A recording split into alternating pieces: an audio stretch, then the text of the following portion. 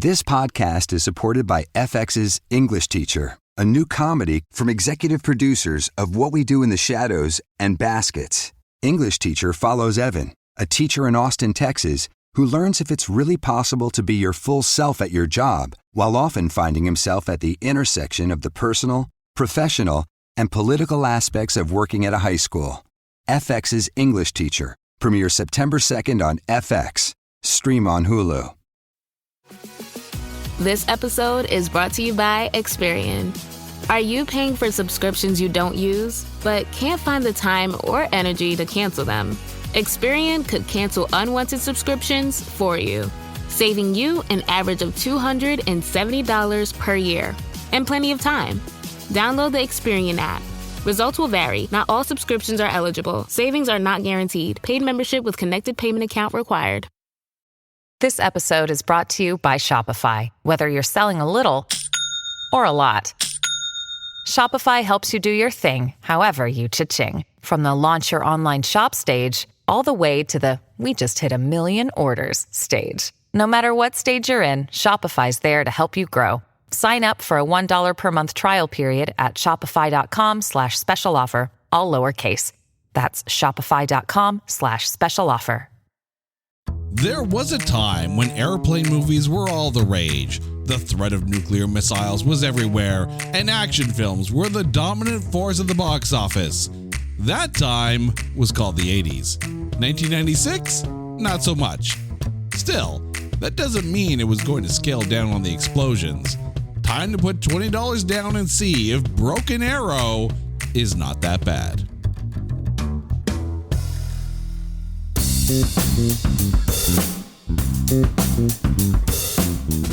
Welcome one and all to It's Not That Bad, the podcast that looks for A grades in B movies and a proud member of the Pantheon Podcast Network.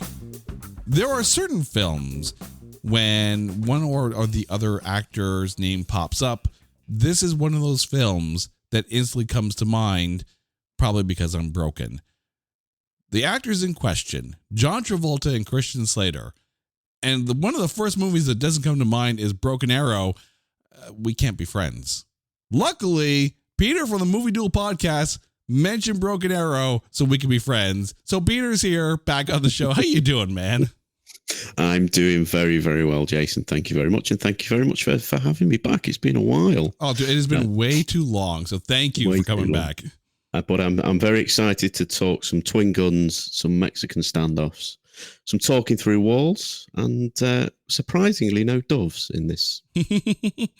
And a surprisingly restrained amount of slow-mo in this one. Yeah, fairly. Yeah. But I'm going to ask you now, like, maybe not necessarily John Travolta, because John Travolta's got a massive filmography. But if I say the name Christian Slater to you, is Broken Arrow one of the first films that comes to mind? For me, it is, yes. Because as I'm sure we'll get onto when we discuss Mr. Christian Slater, I'm not the biggest fan of him. Oh, no. So this is one of my... This is if I'm going to have to sit and watch a Christian Slater film, it's definitely going to be this one. Please, to my dear wife, Carrie, who is probably listening to this episode right now, please ignore everything that Peter just said. She is a massive Christian Slater fan. So if she was here today, you guys might have words. Okay. I apologize in advance. The opinions expressed in the following show are those of Peter and Peter alone. I'm going to be very complimentary of him in this film. Okay, well, there you go. Yeah. We found a middle ground. All right. But before we go down this road and do our best to get Peter to talk nicely about Christian Slater, it is time to take Broken Arrow and trailerize it. Before Michael Bay made an art form of blowing everything up on screen, there was John Woo. Now, travel back in time to before he found the slow-mo button on the camera and watch as he tries to take two 80s heartthrobs, drop them in the desert, and make them action film their way out of things. John Travolta chews the scenery like a dried piece of jerky in Broken Arrow. He's Vic Deakins, the man with a plan for everything as he tries to steal two nuclear warheads and sell them back to the government. Luckily, he had a plan to stop that too, because he wants to blow them and everything else to Kingdom Come. Standing in his way is Christian Slater. Well, at least his face is standing in the way of Travolta's fist. Along for the ride is Samantha Mathis, a park ranger for a literal desert. No, seriously. I mean, I get it could be a national park, but the only fire hazard here is John Woo. It's a film that will have anyone wondering if Lex Luthor's plan in Batman v Superman wasn't complicated after all. Broken Arrow, rated R for Rocket Man.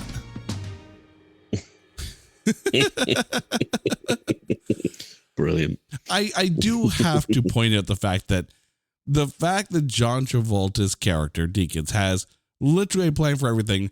I can just imagine the red string diagram that would be on the wall for this, and how exactly how many contingencies did he have, even for himself, apparently. Yes, yeah. I mean, it does. There are moments where it gets a bit too convoluted in the plan, but it's almost a Bond villain plan in a lot of ways, I think. But it's. You know what? We're going to put a pin in that Bond villain thing because I have thoughts. Are you feeling the back to school crunch? We all know that family dinners can be a juggling act, but HelloFresh is here to help. From planning and shopping to prepping and cooking, they've got your back. Imagine having fresh ingredients and picky eater-approved recipes delivered right to your door each week. That's what HelloFresh offers. Their new build-to-plate meals let every member of the family create their perfect plate. No more making multiple dinners, just one delicious meal with endless options. With a rotating menu of 50 delicious recipes every week, HelloFresh makes it easy to find something that will please even the pickiest eater in your house.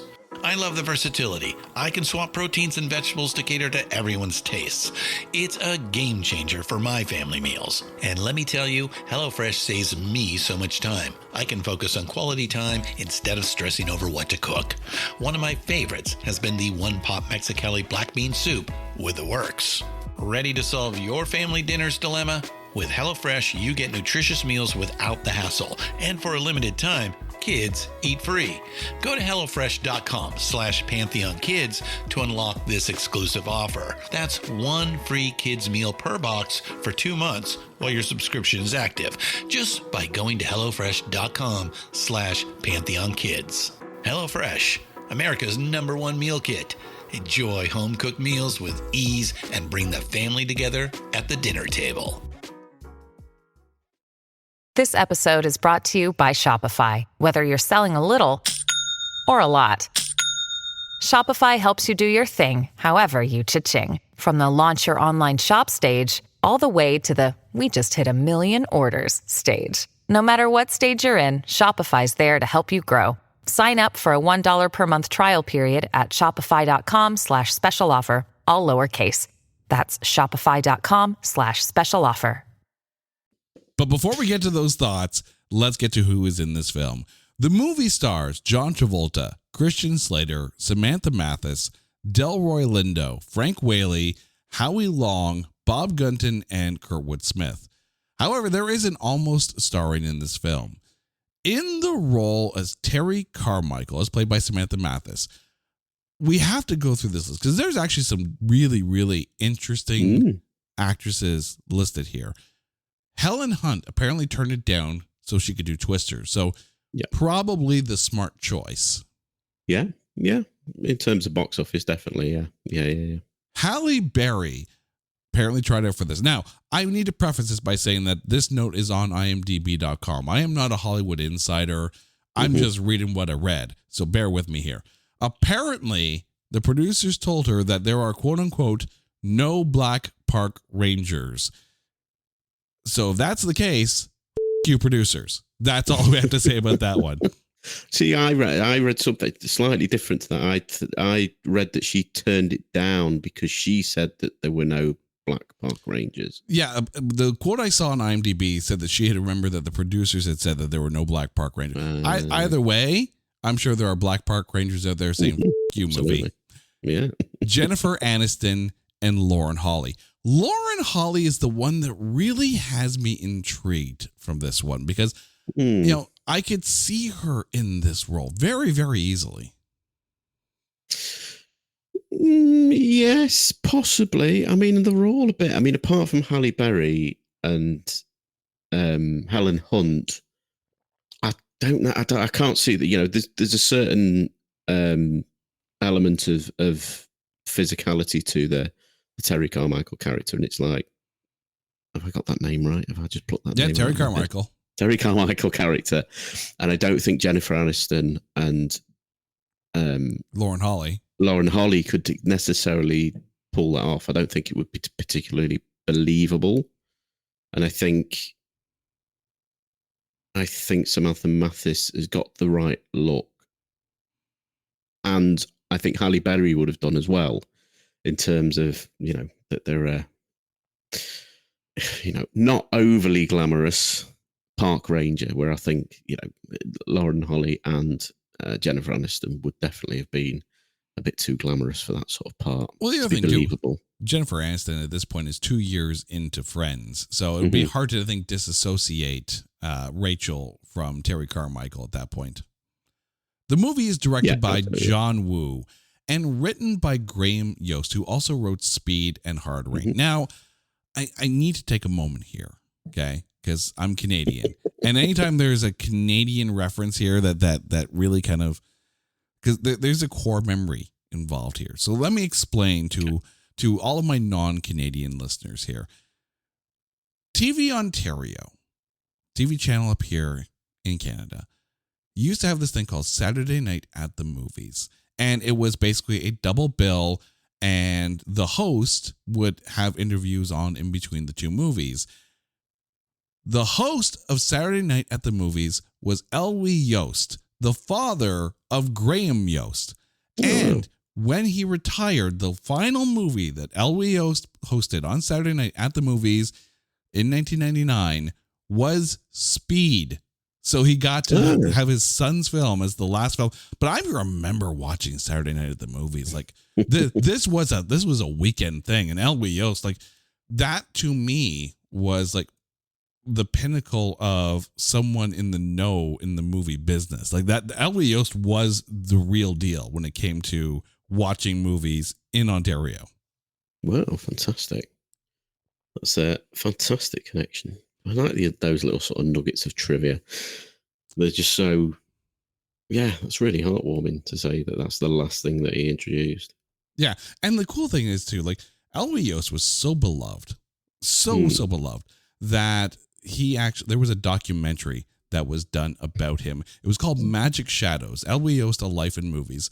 And I think you can actually watch it on YouTube. So if you get a chance to, go ahead and watch Elwy Yost, A Life in the Movies on YouTube. Fascinating. Big dose of Canadiana right there. Oh, cool. I'll check it out. This movie, however, had a budget of $50 million.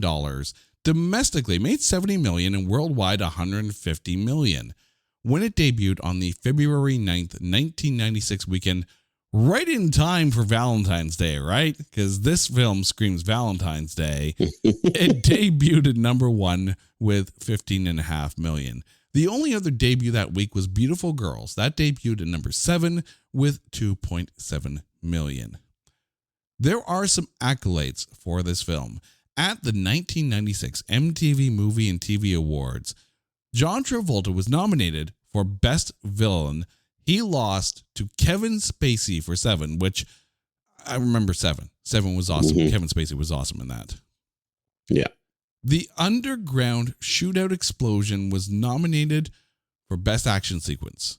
Lost to Braveheart for the Battle of Stirling, which I remember Braveheart. That scene was awesome. And John Travolta and Christian Slater were nominated for Best Fight. They lost, and there is no competition here whatsoever. They lost to Adam Sandler and Bob Barker in Happy Gilmore. That's brilliant. Yeah, I mean, yeah. I'd say it's close, but yeah, just for sheer comedy value. Freaking Barker for the win. But the reason why we are here, and not just because Peter has phenomenal taste in films, are the critics. Over at Rotten Tomatoes, this film has a tomatometer of 54%. The one that surprises me is the audience score sitting at 44%. So the audience didn't like this as much as the critics. That very rarely happens. But let's get to the other numbers here too. At Metascore, it has a score of 61. At imdb.com, it has 6.1. They've given it a 61% score. At Letterboxd, 2.9 stars, giving it a 58% average. And at the movie database, it sits at 60%, giving this film the aggravated aggregate of 56.3%. So this is one of those higher on the scale films, but still is the college fail. Mm-hmm. The audience score really surprises me on this one because, I mean, 96, that was a good era for Travolta. Maybe not as much for Christian Slater, but for Travolta for sure.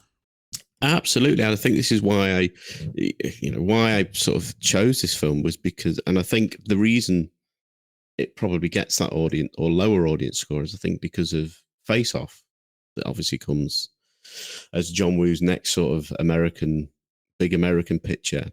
And I think people can't see past that when going back to something like Broken Arrow, because I saw Broken Arrow before I saw Face Off. And I think that people are sort of blinded by that and the nostalgia that they have for Face Off. And I don't think they probably give this film a fair chance.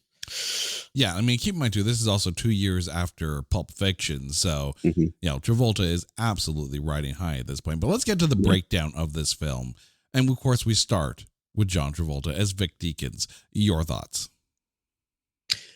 My cards on the table, I would say he's the most underrated villain of the 90s. That's a bold call right there. Because I think it's just so. It is over the top, but it's just pitched so well. From the opening scene that we get, there's something up. He's a bit of a hothead. He's got this sort of attitude towards the military to his his co-pilot, and everything. It just ramps up so nicely through the film up until the point where. At the very end, he's gone full psychopath and he just doesn't give a shit about the money. He doesn't care about the destruction that he's going to cause.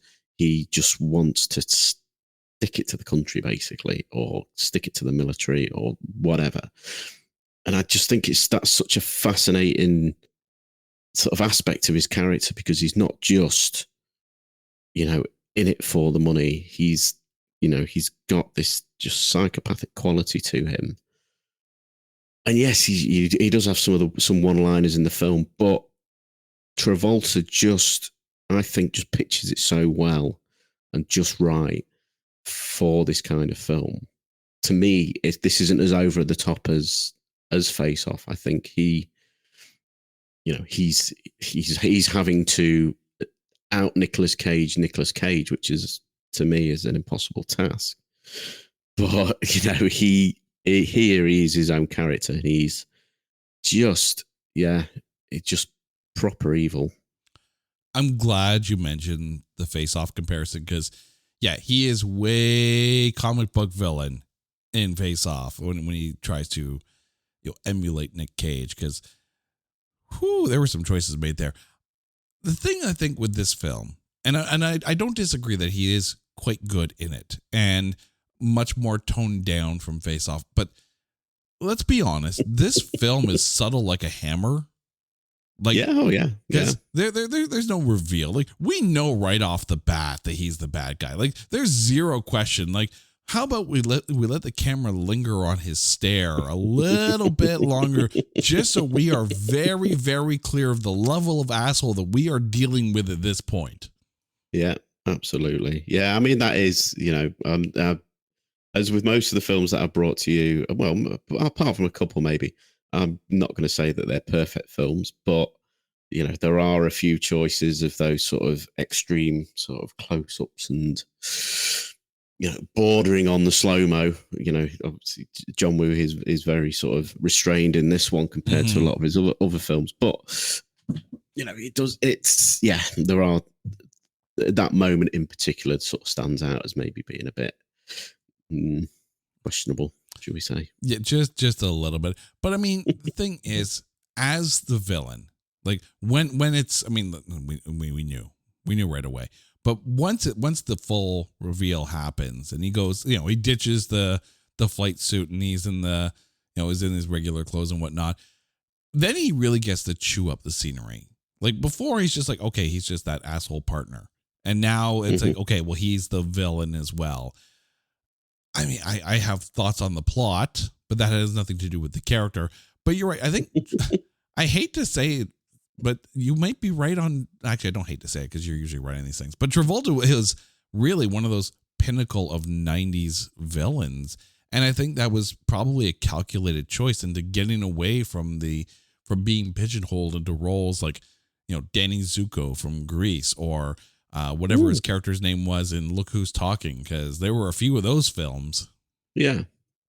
Yeah, definitely. And I think he has to be, the Deacon's character has to, the stakes have to be there for you to really sort of feel the threat that he's posing to the world, really.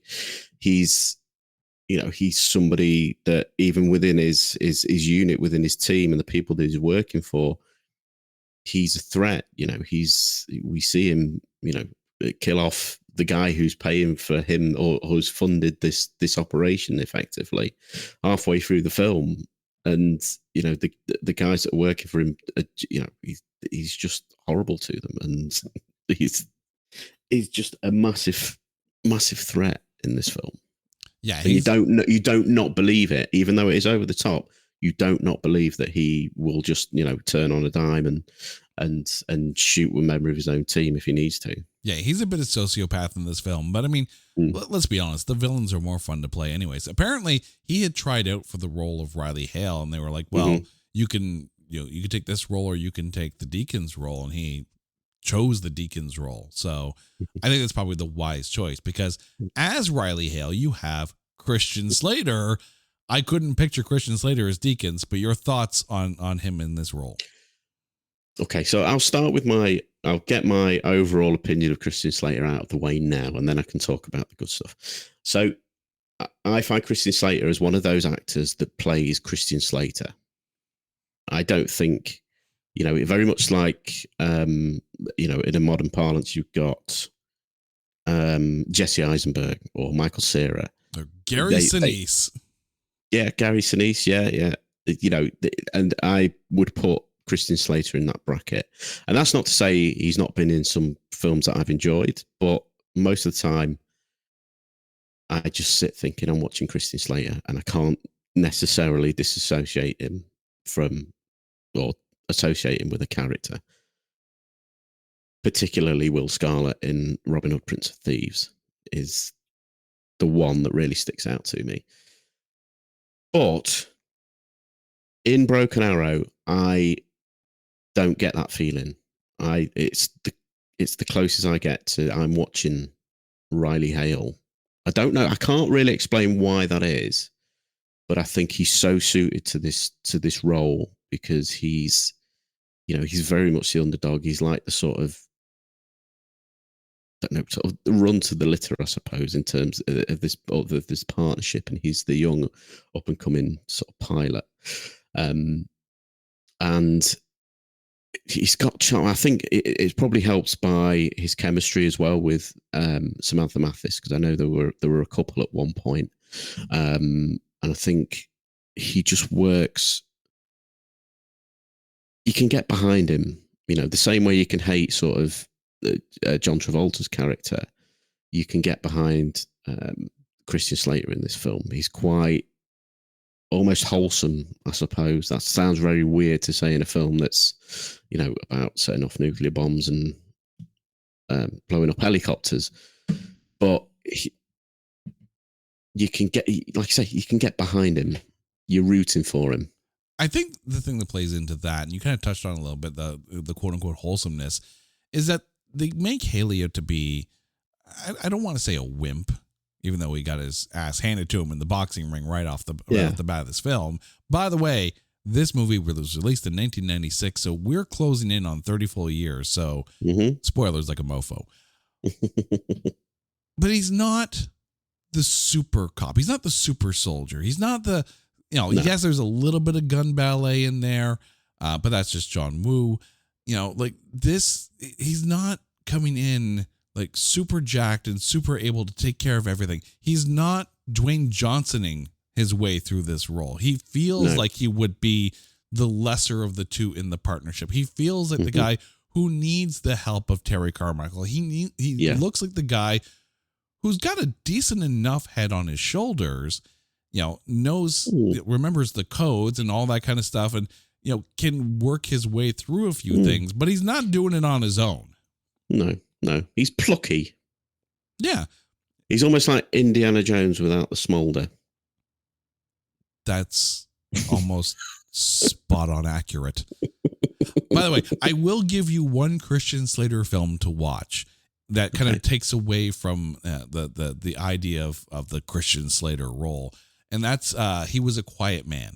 Fantastic film, absolutely fantastic film, and very out of character for a Christian Slater role. So highly recommend that one.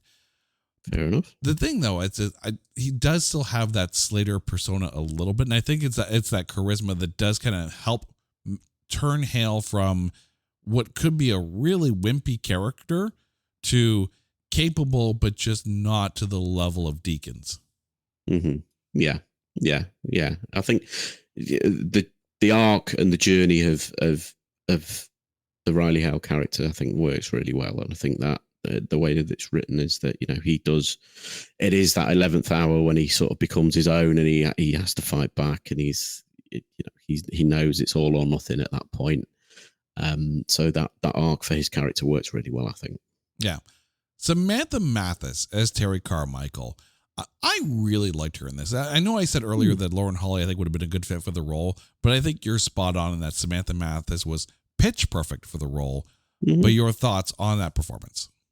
Yeah, I mean, I don't think she's not the most versatile actress in the world, Samantha Mathis, and she's not been in a great deal. I mean, before this, you're looking probably most high profile Super Mario Brothers, maybe, which is maybe less said the better. But yeah, she's again, for this kind of film and some of the over the top points of it, she's very believable. She's having to deal with an extreme situation, and her reactions are not unbelievable. She does have a certain amount of restraint, I think, for the most part in the film. And again, the leaps that she sort of takes through the journey of the film and becoming a bit more action star kind of thing, and doing a few stunts and getting involved in the action, it's still quite believable. And I think that's, for a film that is over the top, that believability is key. And I think in her and Christian Slater, it's a very similar sort of trajectory across the film that really helps it. I don't know how disturbed I should be that the fact that the first film that comes to mind for Samantha Mathis was Super Mario Brothers. But let's scroll back a little bit here, because 1990 she was in Pump Up the Volume. 1992 she was one of the voices in Fern Gully, also with Christian Slater. Yeah. 1995 she was in The American President. I adore that film. That is such a fantastic movie. She was also I don't know if I've seen. Is that Michael Douglas? That is Michael Douglas, yes. Right. Fantastic film. She was also in The Punisher, the Thomas Jane one, not the Dolph Lundgren one. American Psycho, Attraction. Like, she's been in quite a number of films. The American President and Pump Up the Volume are always the first ones that come to mind. This would probably be the third one that comes to mind for Samantha Mathis in her filmography. I really like her in this.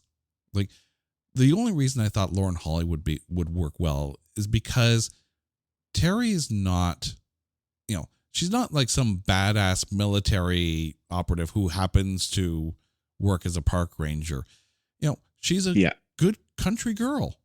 Like, that's not country in like the Texas country kind of thing, but she's in Utah. She's very girl next door-esque. She's the thing is, though, she's not a damsel in distress. She's not badass, but she's not damseling the character. Like, Terry holds her own with all this, but the fact that she's constantly questioning whether she's making the right choice out loud, like, this is a bad idea, yet she's still going through it, feels very on brand for what Terry Carmichael should be. Yeah, absolutely. She even the early parts with Christian, when she first meets Christian Slater, they have a standoff. It's not really a standoff, but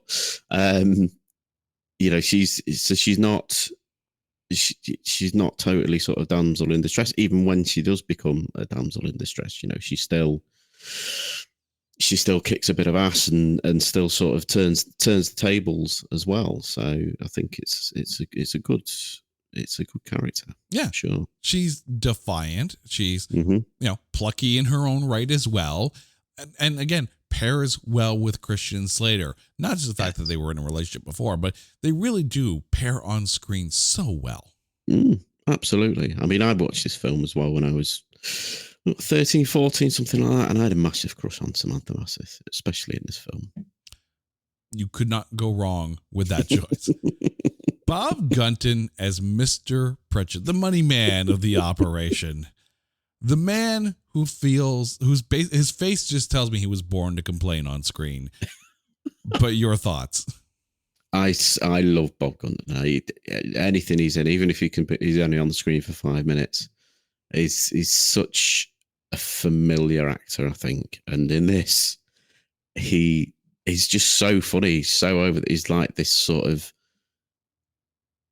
complaining money man who just from the very get-go, the first time you see him, he is moaning, he is complaining, and he just complains up until the point that Deakins has just had enough of it, and is and probably one of the most epic death scenes that doesn't involve an explosion or something being ripped off or anything like that.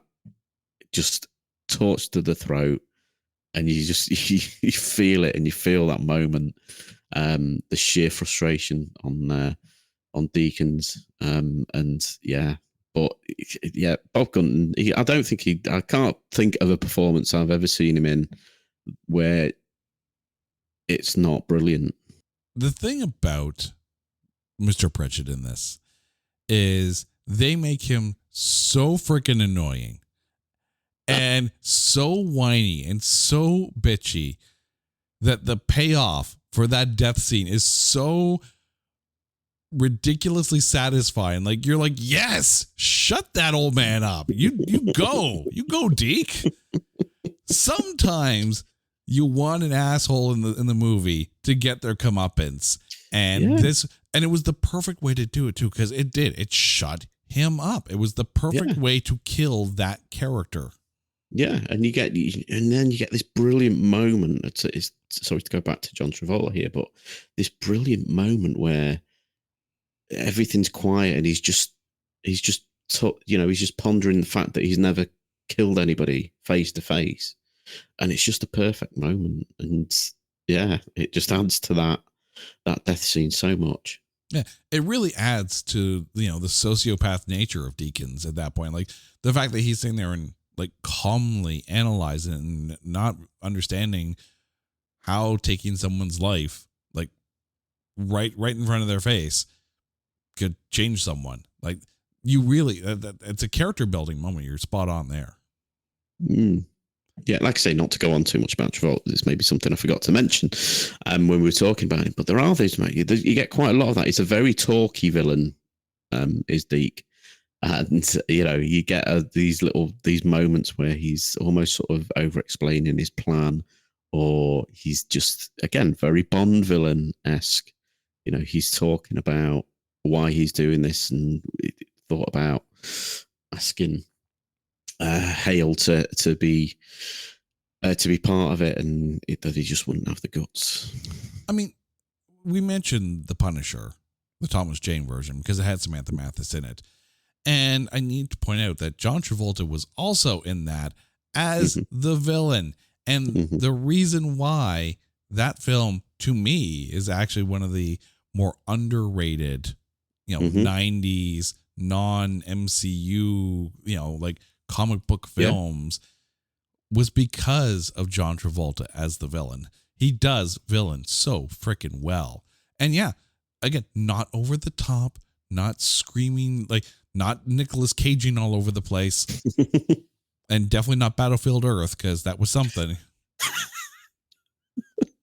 But yeah, that was more villainous just in how bad it was, to be fair. God, that film was a crime. Anyways, Delroy Lindo as Colonel Max Wilkins. Felt tailor-made for this, but your thoughts? Yeah, I mean, he's a fine actor. He's Delroy Lindo. Again, a bit like Bob Gunter, you know you're going to get a decent performance. He's very, I mean, he is very much, for the most part of the film, he's a bit of sort of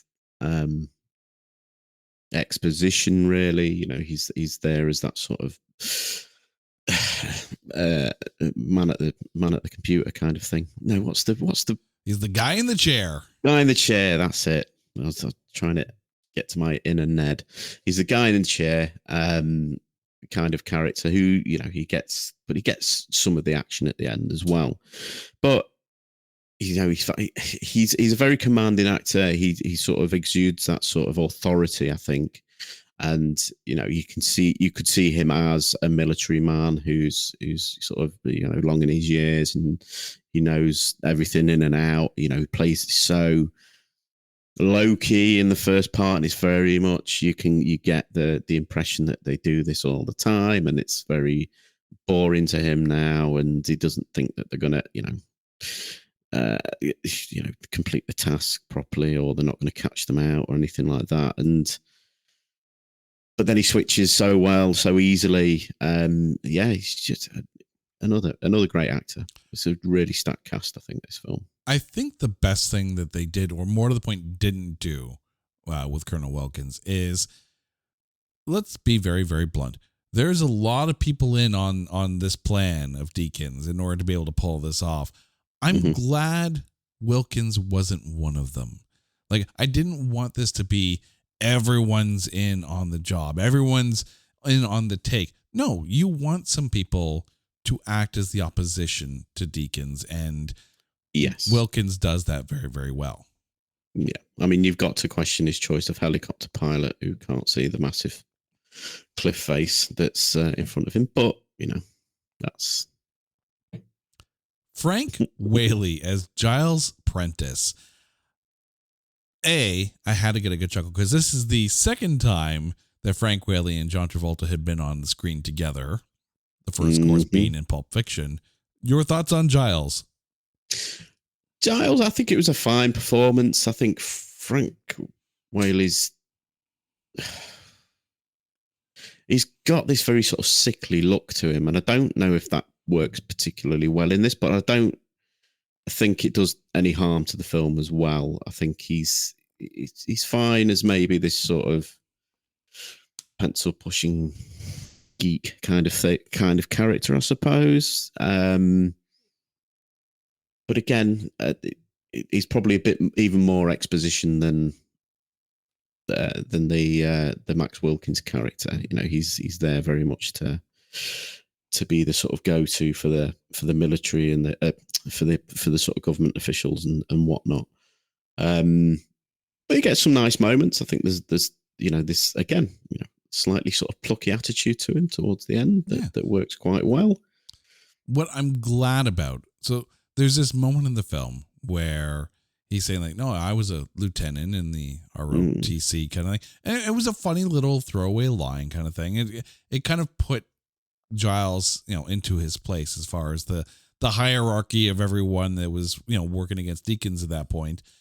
But I'm glad we didn't have one of those, the nerd gets his badass moments. Yes. We didn't need that. This wasn't about Giles. This was just about him. He did exactly the job that he was supposed to do. He got, Riley Hale to the point that he needed to get him to. That's all we needed. Giles didn't need to pick up a gun. Giles didn't need to have a badass moment. Didn't need it. Wasn't there. Movie was smart and restrained. Absolutely. Howie Long as Sergeant Kelly. I'll admit, working in sports and whatnot and seeing Howie Long on the screen, like, holy crap, it's Howie Long. But, you're across the pond, so probably not as big a deal for you, but your thoughts on him. Yeah, no, absolutely. I had no idea who he was. I mean, you could tell just by his look that he's obviously something to do with sport. My first instinct was maybe a professional wrestler, but, no, I mean, I wasn't. I was having a dry spell from the wrestling in the mid-90s, so he could have been. But, you could very much see this role being played by a sort of upper mid-card WWE wrestler, especially if it was made today or, mid-noughties. It could have been an early Batista role, maybe. But I think he does really well, considering that, obviously he was a sportsman, not an actor first. He's pretty good. He's very imposing. He's the sort of muscle for the group, and he works really well. And again, it's not just a meathead.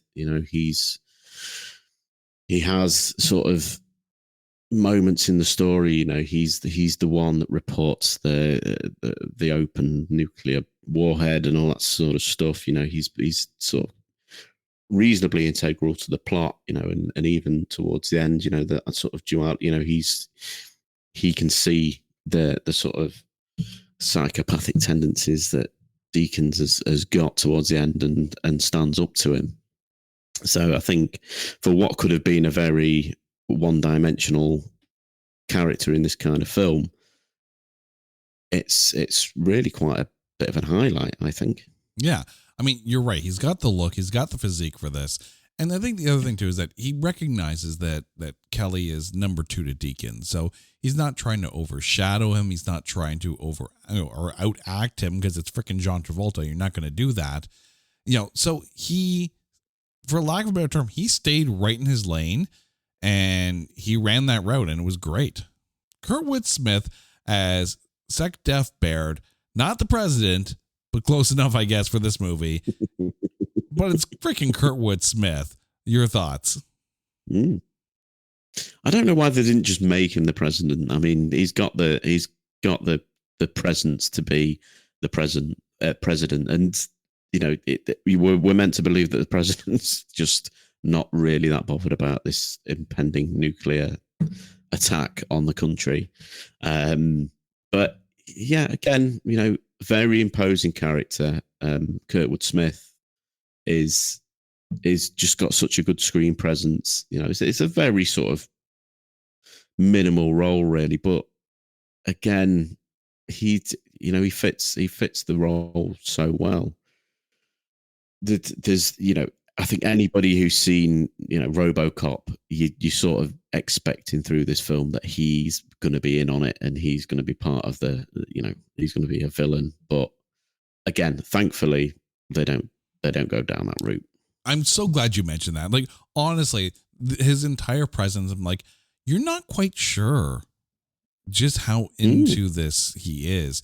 And I love that level of questioning, that ambiguity as to the motives of his character. And in the end, yeah, he just turns out to be just the Secretary of Defense, and that's okay. That's okay. We didn't need to have this be this massive plot, because at some point, the plot gets so big that how did no one else know about it? Like, so that ambiguity, I think, added to the tension of the moment.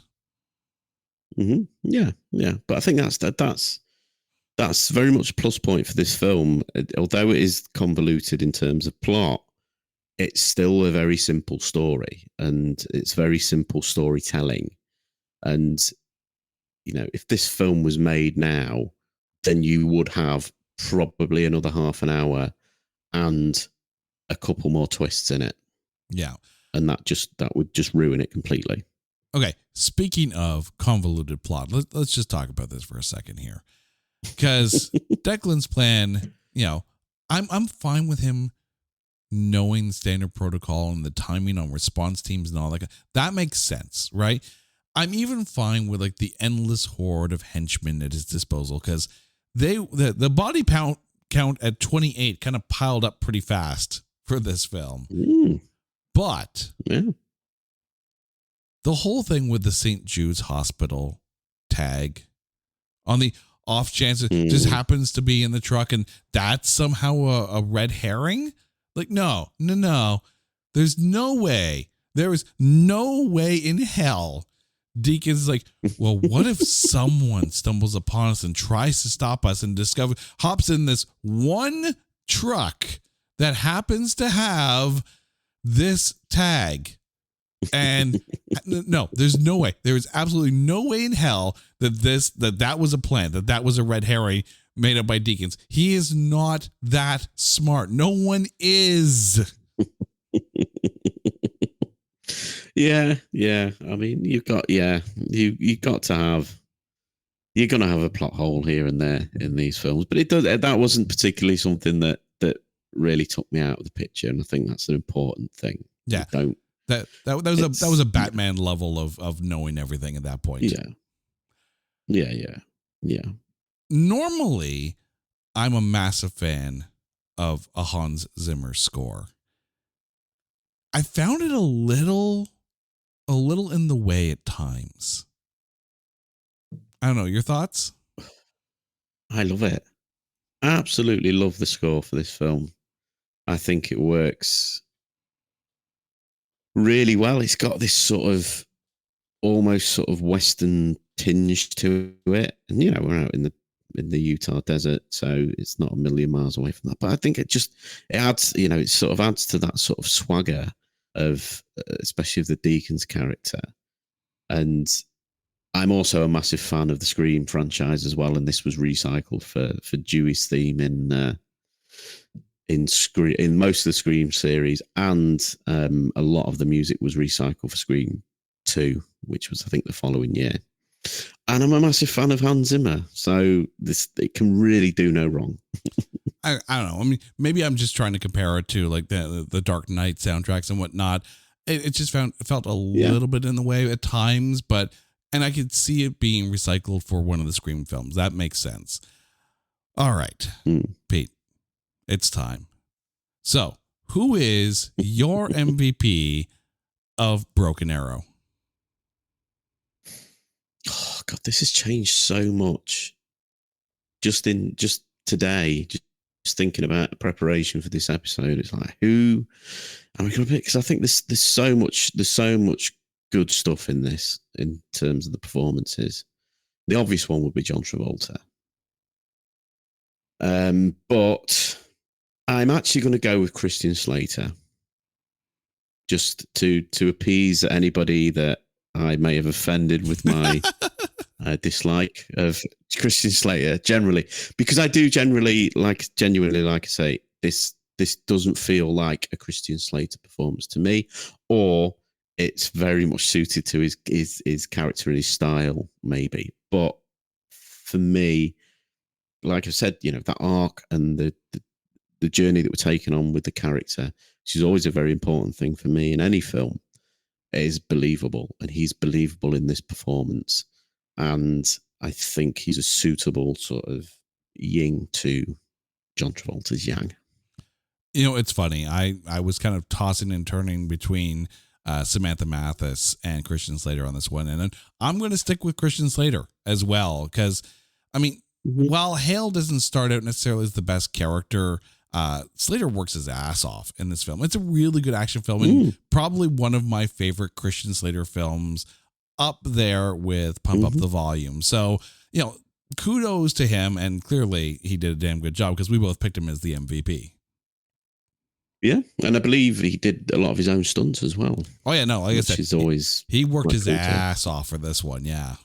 Yeah, and I think another sort of important thing for me is I can't really see anybody else in that role. I think if you've got anybody who's too much of an action star, then the stakes aren't there.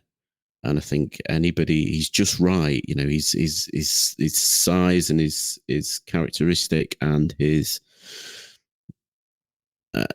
just physicality, I suppose, is just right. It just fits the role so well. Yeah. You want someone who, you know, for lack of a better analogy, if you think about one of those old Bugs Bunny sketches, you get like the big dog walking around, the little dog going, okay, boss, what do you want, boss? What do you want, boss? That felt like Christian Slater at the beginning. So to be able to have that journey where he eventually rises up and stops Deakins, you know, you're right. It is the best character journey of the film. Agreed. Pete, thanks you so much for bringing this film to the table. Please remind our listeners where they can find you and the Movie Duel podcast out there on the interwebs. So you can find me, yes, at the Movie Duel podcast. So this is where we pick a subject based around films, and then myself and one of my co-hosts each picks a film that we think best fits that subject, and sort of hash it out. We've got some exciting projects coming up as well. Our first ever Mega Duel should be out around, or we probably in the middle of it by the time this comes out, in which we're doing 5 special episodes, 1 film per episode, talking about the best Steven Spielberg film and what we think a choice for each of us. And then you can also find me over at the So-Called X-Files podcast as well, which we're just wrapping up our first season, where we talk about some of the overarching mythology for the series and some of our favorite Monster of the Week episodes as well. That's awesome. And dude, you know, there's always a mic for you here whenever you want. All right, listeners, you guys know the drill.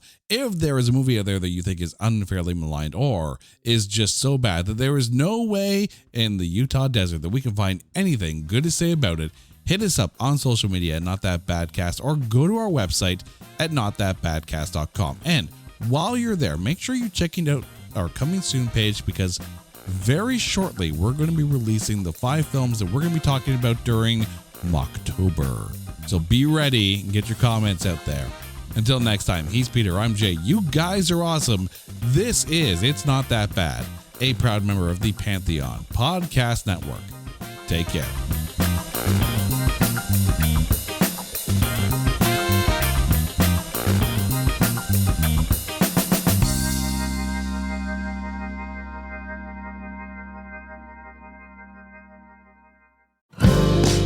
The Arwen Lewis Show is brought to you by Evolve Entertainment, featured on Pantheon Podcasts. And I'm Arwen. I inhabit our blue planet, but my beliefs belong in the celestial realm. I'm the daughter of Peter Lewis, founding member of rock and roll cult icons Moby Grape, and the granddaughter of Oscar-winning actress Loretta Young, and I've been part of the creative cosmos all my life. I'm a recording artist, musician, songwriter, and producer, and I am your host for The Arwen Lewis Show. The Arwen Lewis Show features in-depth interviews with the hottest indie music artists and music royalty. Listen to me on any of your favorite digital listening platforms, particularly from my channel on Pantheon Podcasts and thearwenlewisshow.com. Hi, this is Peter Lewis and Moby Grape. You're listening to The Arwen Lewis Show.